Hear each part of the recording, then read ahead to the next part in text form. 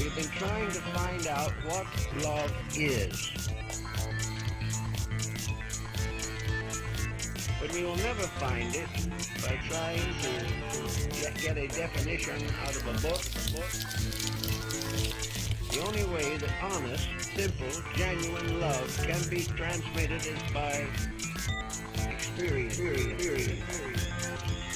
By the absolute fact of itself.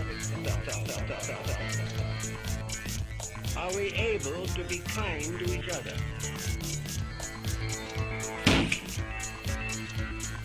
Are we able to forgive our enemies?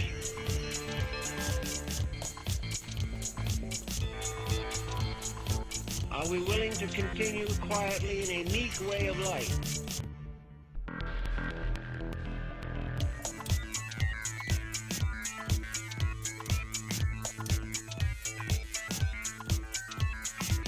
Are we interested in the simple humilities of virtue?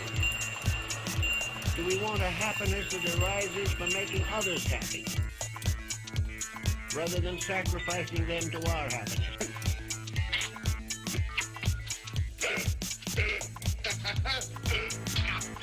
Do we want a happy home? Are we willing to support it by character, by integrity, experience in the soul of man?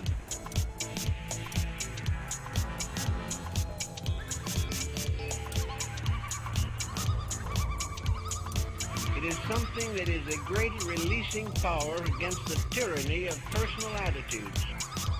It is placing something bigger than yourself in the foreground of your life. It is dedicating to your acts to projects, to purposes, to convictions that are of common good to all mankind. Love is a mature emotion. It is not the mysterious bubbling of adolescence. It is a deep, lasting, enduring dedication. Love is not merely staying with it till it hurts and then walking out on it. Love is not merely getting into various emotional situations for profit, for gain, for social standing. There can be no selfishness and no self-centeredness in true affection. Also, love cannot be bought, bartered, or sold. It remains as it has always been, basically, the purest of all human emotions. And if it becomes adulterated or becomes defiled, it is one of the most terrible adversities with which we struggle in our course of existence. Between our love principle in our souls and its expression in life is a strange personality equation, full of self-centeredness, full of false ambitions, full of prejudices and tyrannies and intemperances and intolerances. This personality that we like to cater to forever is not only a personality that brings tragedy to ourselves, but the compound of this personality has resulted in over 8,000 wars in the course of history. And many of these wars have been fought to defend peace. We have fought also about religion and about the very brotherhood which we need so desperately. And yet, after it's all said and done, and we look around ourselves and we say, well, what can we do about it? It's truly a terrible situation.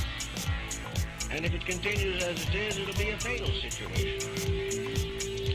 So we're going to have to recognize that all the compromising that we do in order to accomplish our own personal desire, and all this compromise leads to nothing.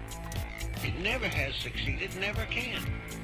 For all this great struggle of competitive materialism ends at the grave. And we take with us out of this life only what we brought in, ourselves.